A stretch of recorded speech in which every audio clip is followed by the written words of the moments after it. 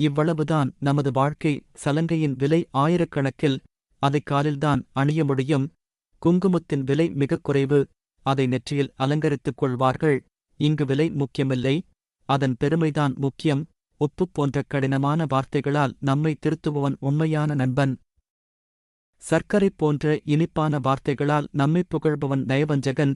புழுவுற்ற உப்பும் புழுவுறாத இனிப்பும் இவ்வுலகில் உள்ளதாக இதுவரை வரலாறு இல்லை. இங்கு கோவில்கள், மசூதிகள், திருத்தலங்கள் வேடிக்கையானவை. பணக்காரன் உள்ளே சென்று பிச்சை எடுக்கிறான், ஏழை வெளியில் நின்று பிச்சை எடுக்கிறான். ஆகஸ்து ஏதோ ஒரு வகையில் அனைவரும் பிச்சை எடுப்பவர்களே. காணாத கடவுளுக்கு பஞ்சாமிர்தம் படைப்பார்கள், கண்கண்ட கடவுளுக்கு தாய்தந்தை பழைய சோறும் கிழிந்த துணியும் கொடுப்பார்கள். மனிதப் பிறவி சிறப்பானதாகத் தெரியவில்லை, ஏனெனில் பிறக்கும் போதும் அழுகை, சாகும் போதும் அழுகை. இடையில் எல்லாம் நாடகம். தீங்கு விளைவிக்கும் மது விற்கும் இடத்திற்கு ஓடோடிப் போவான். அமுதமாம் பால் விற்பவர் வீடு வீடாக தெருத்தெருவாக வெயிலில் சுற்றுகிறார். பால்காரரைப் பார்த்தால் பாலில் தண்ணீர் ஊற்றுகிறார் என்று சண்டையிடுவார்கள்.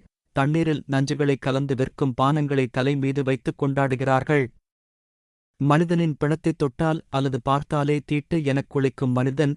வாயில்லா ஜீவன்களைப் பிணமாக்கி வகை வகையாச் சமைத்து விழா எடுப்பார்கள். இவ்வளவுதான் மனிதனின் வாழ்க்கை. இதற்குள் எதற்கு உறவுகளுக்குள் கோபம், விரோதம், வீண்பழி, கௌரவம், அகங்காரம், அதிகாரம், ஆணவம், கொலை, கொள்ளை, காழ்ப்புணர்ச்சி? எது நமதோ அது வந்தே தீரும். யாராலும் தடுக்க முடியாது.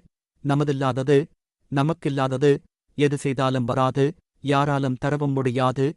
வாழும் வரை வாழ்க்கை வாழ்ந்து காட்டுவோம். பழக்கத்திற்கு இனியவராக, மற்றவர்களின் இதயத்தில் வாழ்க நலமுடன், என்றென்றும் மகிழ்ச்சியாக. நல்ல நண்பராக இருந்தாலும் சரி, தோழியாக இருந்தாலும் சரி, சிறிது தள்ளியே இருங்கள். நன்றி.